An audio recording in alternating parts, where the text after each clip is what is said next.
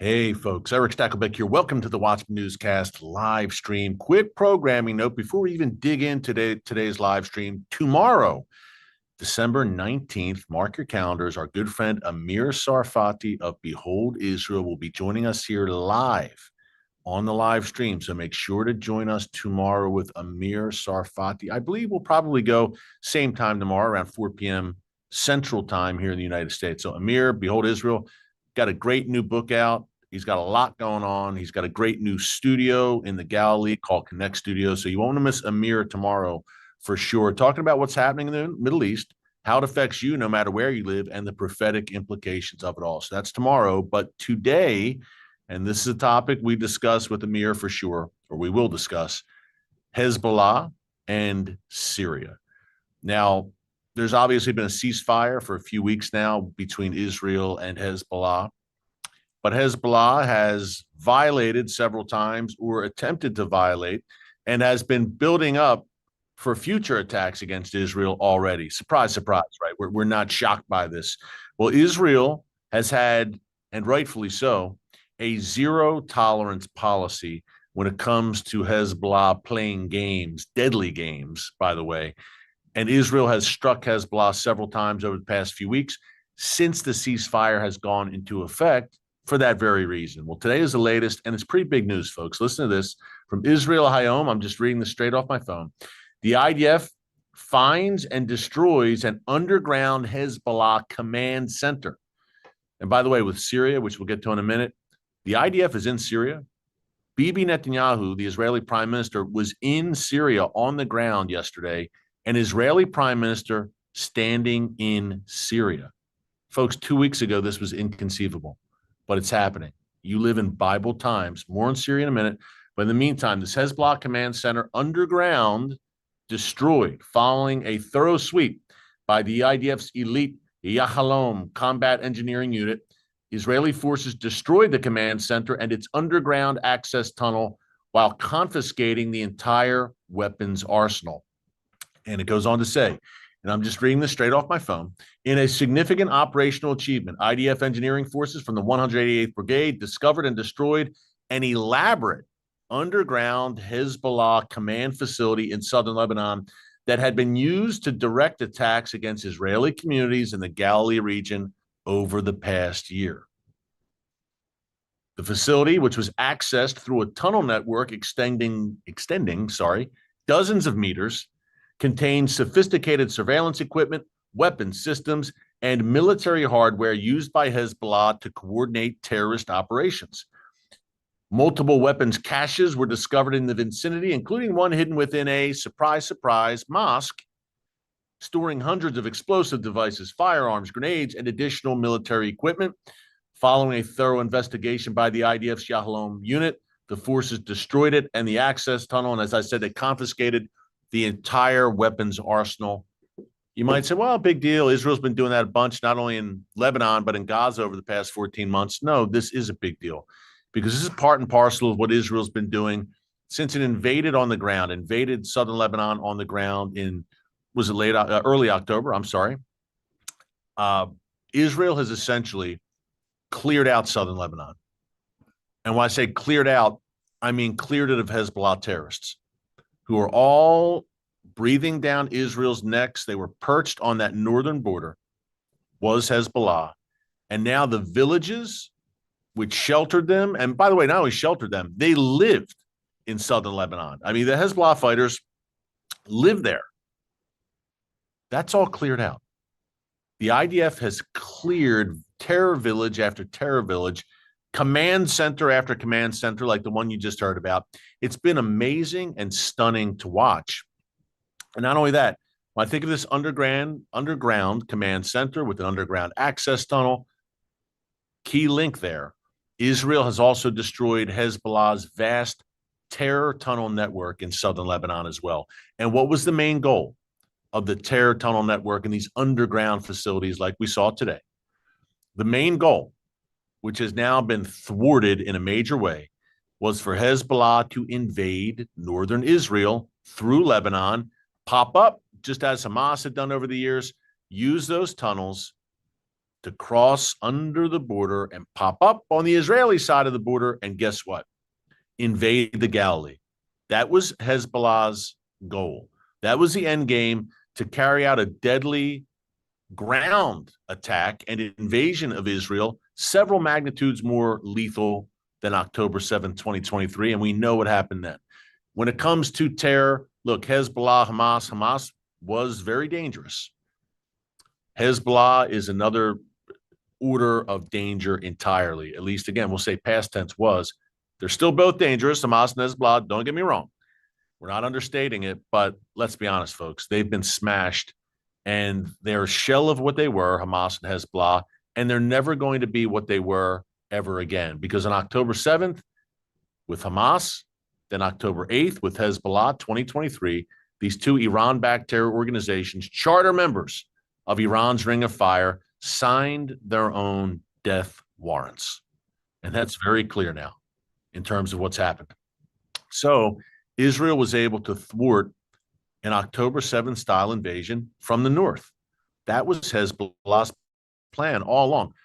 10 years ago, Sheikh Hassan Nasrallah, the no longer with us Hezbollah leader, had talked about invading the Galilee. We're going to, if we have the Great Northern War, which we just had, and it wasn't so great, at least for Hezbollah, but when that comes, that day of reckoning, Nasrallah said, we're going to seize the Galilee. And folks, you know what they were going to do. It would have been a PR propaganda coup for Hezbollah. Invade the north, plant the yellow and green Hezbollah flag, and declare victory. Beam the images throughout the world of the Hezbollah flag. And even that, they would have considered a victory. But then they saw what Hamas did on October 7th, and they said, wow, we can do much more. Hamas invaded for hours on the ground throughout southern Israel and slaughtered 1,200 people, taking over 250 hostages back to Gaza. But again, it's amazing. That was the crowning achievement, the moment of glory for Hamas. And yet it was also the moment where they signed their own death warrant. Hamas is in its death throes right now. It's a ragtag guerrilla force, can still harass Israeli soldiers and cause some damage, firefights, guerrilla ambushes, that kind of thing. But the rocket arsenal gone, the terror tunnels destroyed. Close to 20,000 Hamas fighters killed, and the entire leadership practically killed, eliminated.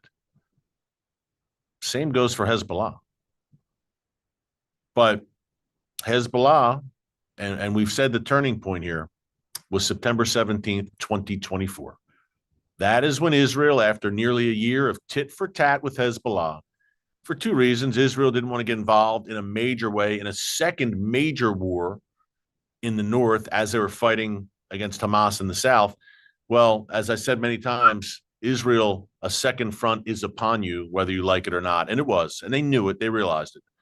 But secondly, the Biden-Harris administration was relentlessly haranguing Israel to not take action in Lebanon. But finally, September 17th, Israel got to the point where they said to the world, go pound sand. We're going to do what we need to do.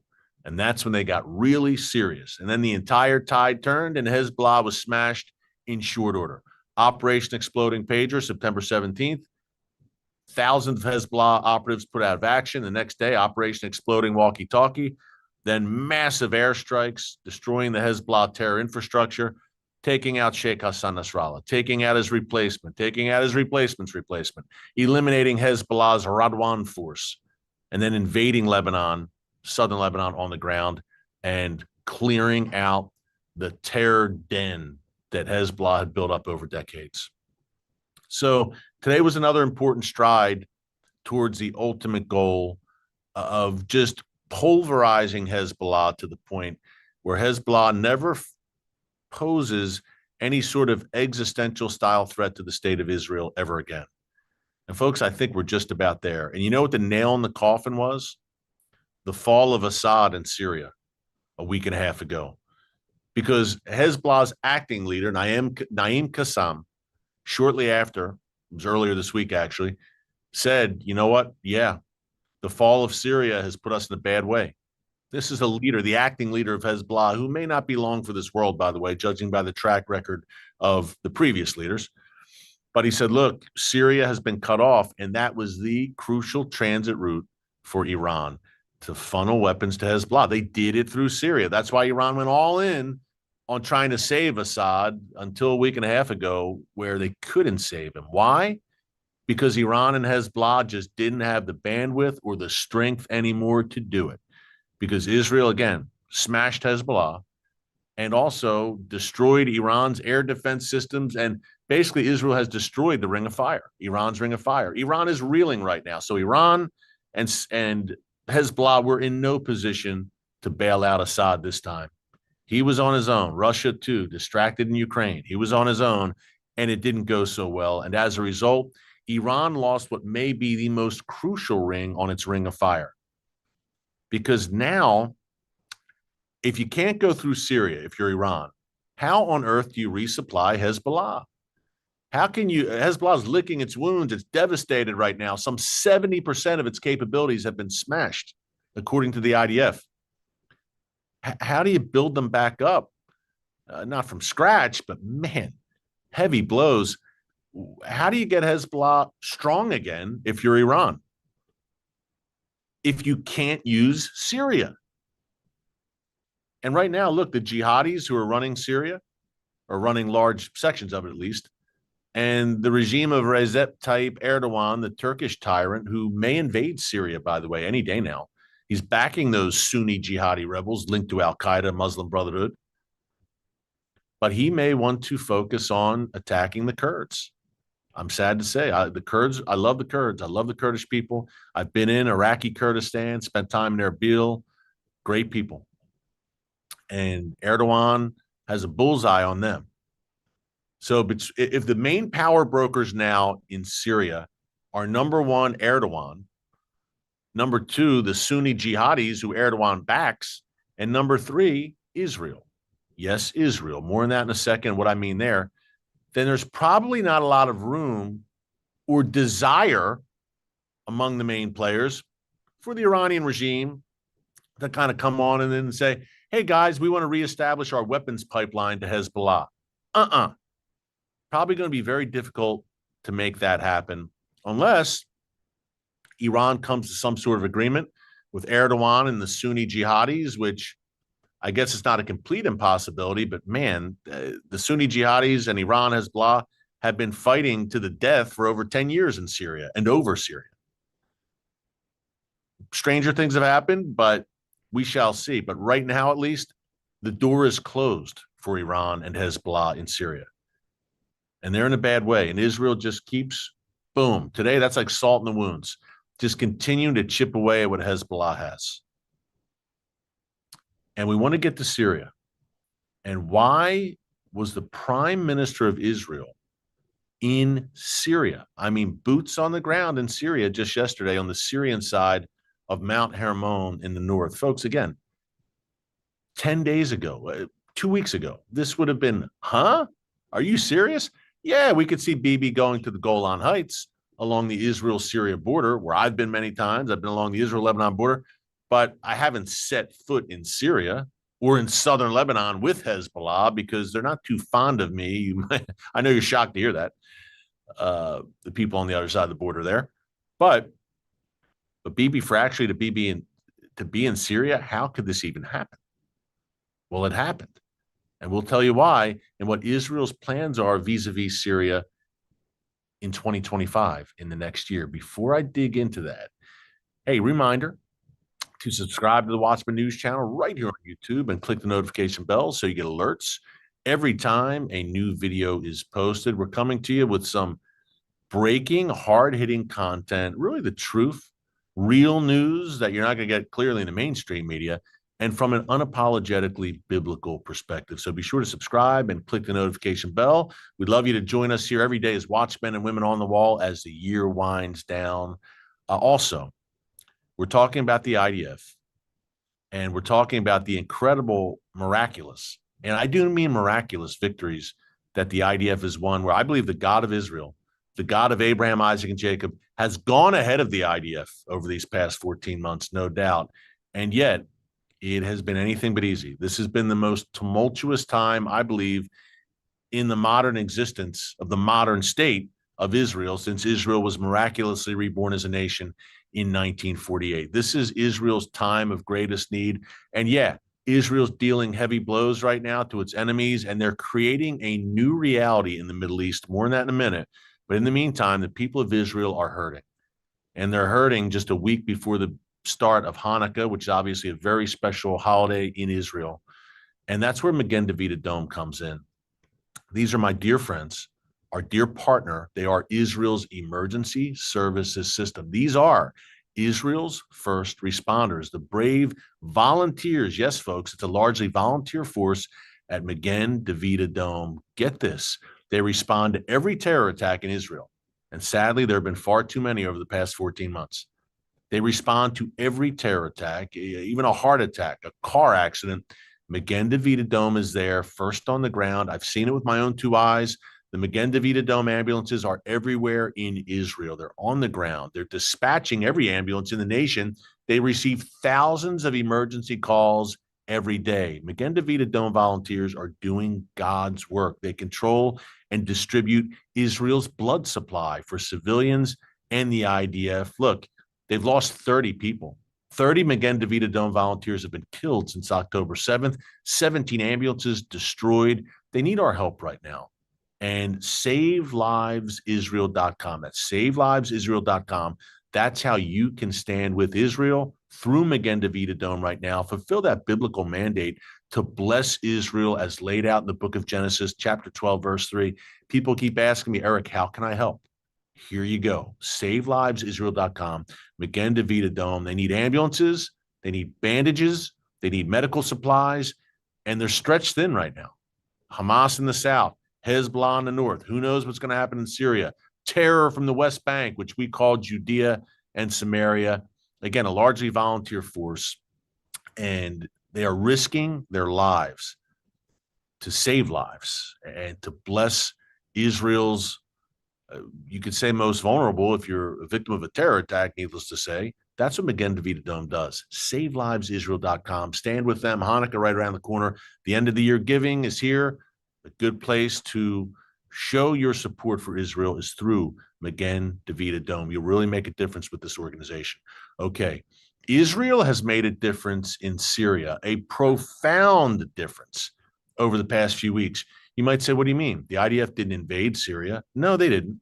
The IDF, yes, did carry out hundreds of airstrikes in Syria over the past, 12 years. Let's see, Syrian civil war began March 2011, but roughly from 2012 on, I should say, Israel really intensified increasingly airstrikes and escalated them in Syria for good reason. We described that Iranian terror apparatus, which they had set up in Syria, transiting weapons to Hezbollah, trying to set up a terror base on the Golan on Israel's border. And Israel said, no, not having it. But the result of Israel's astounding, stunning, and miraculous military victories against the Iranian axis, really over the past few months, this all developed.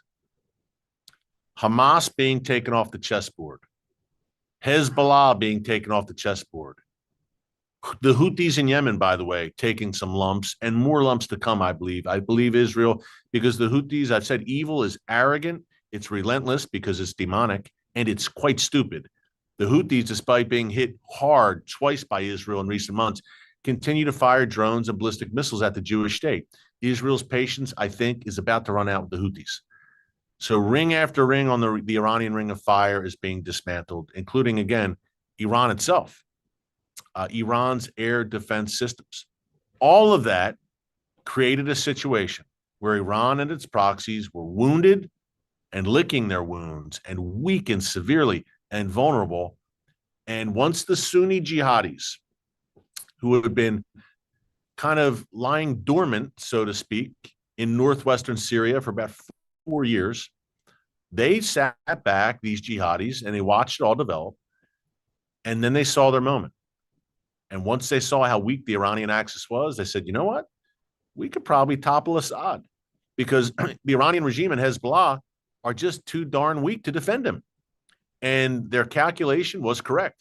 So they roared out of northwestern Syria, and in the span of 10 days, they seized Damascus.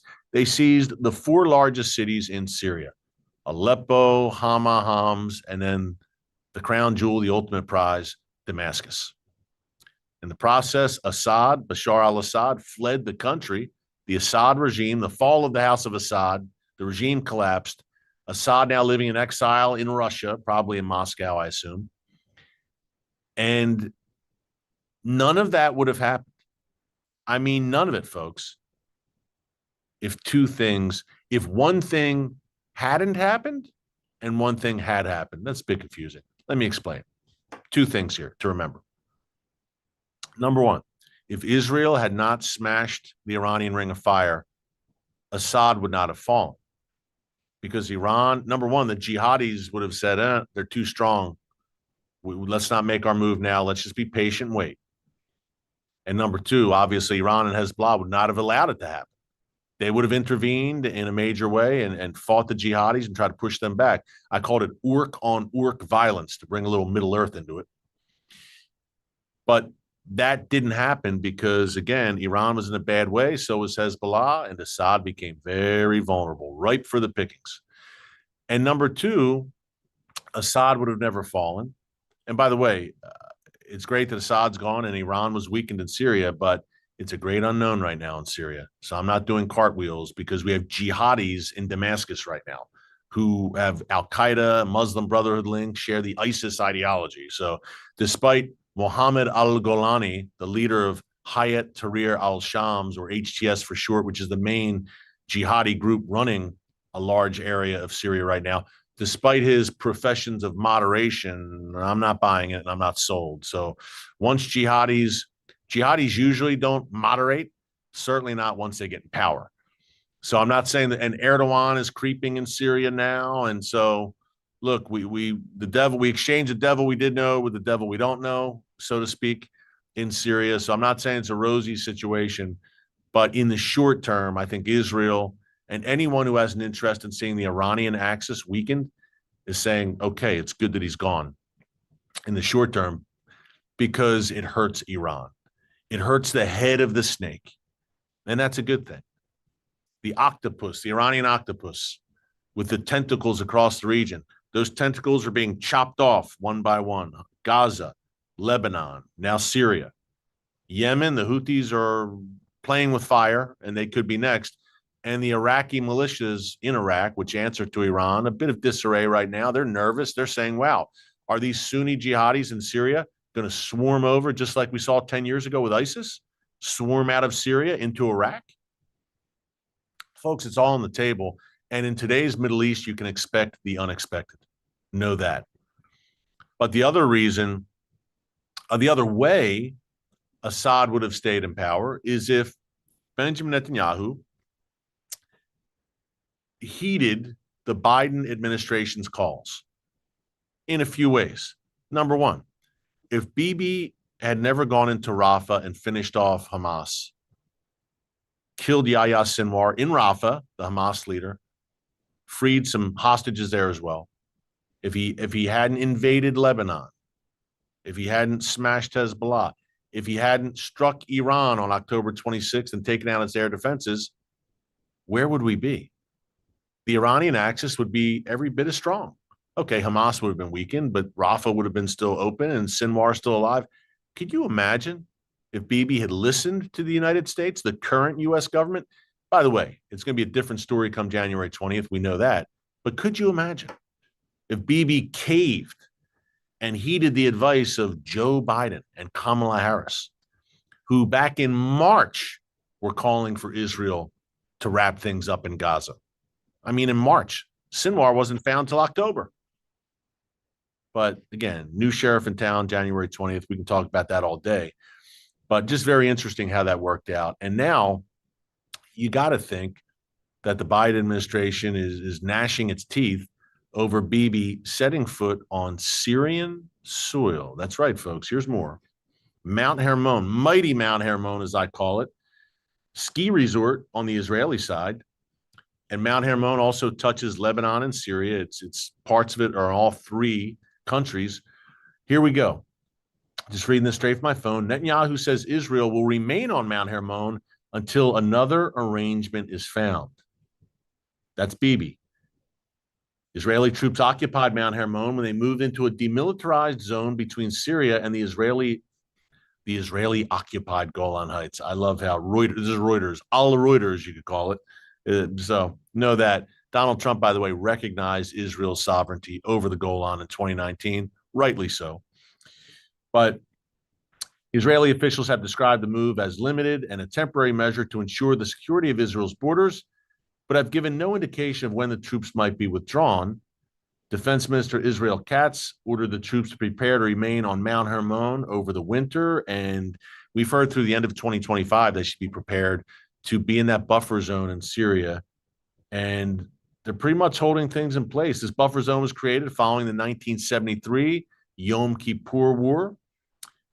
And Israel and Syria have been in a state of war for longer than that, an official state of war.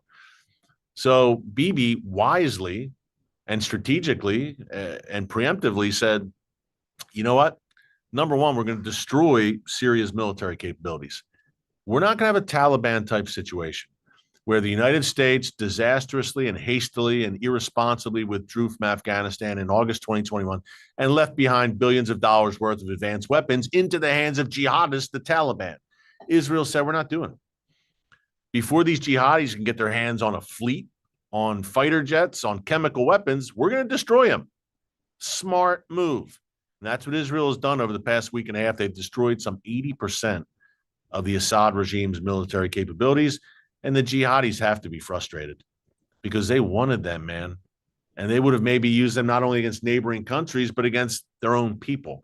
Syria's Kurds, Christians, Druze, moderate Muslims there. So the world, the Syrian people, the world, the United, everyone should be thanking Israel. Israel just did the world a tremendous favor by destroying the Syrian military capabilities. But you got to have the buffer zone because those jihadis are very close to Israel's border right now. And I'm sorry, after October 7th, Israel's not in the mood to kind of wait and see and find out. Israel's in no position to say, well, maybe the jihadis will be moderate and they won't attack us. Let's just wait and see how it plays out. No, no, no. The lessons of October 7th ring very true in Israel. And Israel's saying, we're not making that mistake. We're not letting jihadis like we did with Hamas in Gaza. We're not letting jihadis gather steam and gather forces on our border out of Syria and storm across or try something. We're not doing it. We're not letting jihadis launch ballistic missiles. So we're going to destroy the weapons and we're going to create a buffer zone in between Israel and Syria to defend the communities on the Israeli side of the Golan Heights. Again, wise move. And Israel's got to do what it needs to do in that regard. Now, the jihadis aren't happy about it. And Mohammed al-Golani, who I mentioned a few minutes ago, he's saying Israel needs to go and they need to stop attacking us. And, you know, we don't want to, but he's saying we don't want trouble, but, you know, Israel, there's no excuse now to keep attacking Syria. Oh, no, there is. Because Israel doesn't want you, Mohammed al-Golani, and your henchmen to get your hands on advanced weapons, which you could eventually use against the hated Jews. Now, I think for now, al-Golani and the jihadis, their focus will be to consolidate power in Syria and shore things up there and strengthen their death grip. But we may not have seen the last, I think it's almost a guarantee, we haven't seen the last of some infighting in Syria. Not only the jihadis against the Kurds and targeting Druze, Christians, God forbid, but jihadi infighting amongst each other, the various factions. It's still a mess. So I would think in the short term, al-Golani is focused on shoring things up in Syria, as I said. But long term, who knows? He could turn his sights elsewhere. And by the way, another masterstroke by Israel to take out that arsenal. Al-Golani, HTS, man, they had momentum. I mean, in 10 days, they seized Damascus and overthrew Assad. Imagine they could have said, look, we've got a fleet now. We've got fighter jets, chemical weapons. Let's keep the momentum going. Let's take these weapons and use them and keep it going. Keep the offensive going. Let's spread into Iraq, into Lebanon, into Jordan. Let's threaten Israel. And that's less likely right now. They're still a threat to all these nations. But a little less likely because I'm not quite sure they have the capability to pull it off militarily without Assad's arsenal.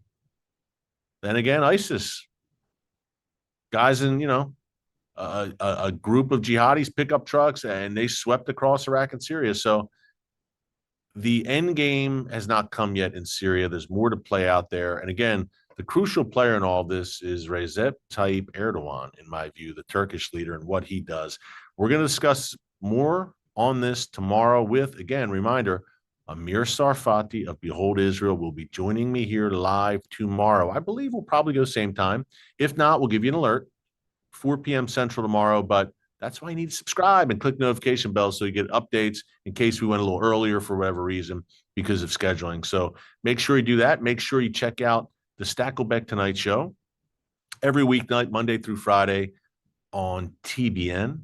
7:30 p.m. Eastern Time with a re-air at 10:30 p.m. Eastern Time. Great content there every night.